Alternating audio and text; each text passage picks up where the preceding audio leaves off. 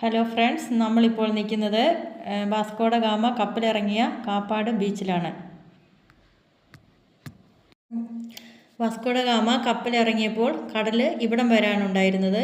ഇപ്പോൾ ഒരു 100 മീറ്റർ അകലെയാണ് കടലുള്ളത്.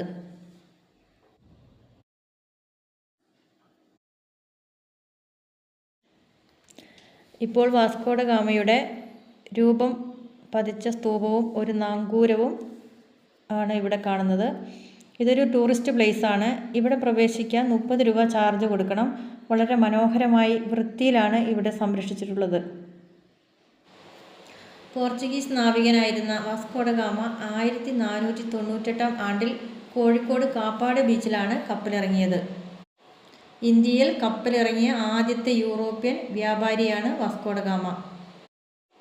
സാമൂതിരിയുമായി കൂടിക്കാഴ്ച നടത്തിയെങ്കിലും അത് പരാജയമായി മാറി. ഗാമയും കൂട്ടരും കണ്ണൂരിലേക്ക് നീങ്ങി കോലത്തിരിയുമായി സൗഹൃദത്തിലാവുകയും വ്യാപാര ബന്ധങ്ങളിൽ ഏർപ്പെടുകയും ചെയ്തു. കോഴിക്കോട് നഗരത്തിൽ നിന്നും 24 കിലോമീറ്റർ അകലെയാണ് കാപ്പാട് ബീച്ച് സ്ഥിതി ചെയ്യുന്നത്.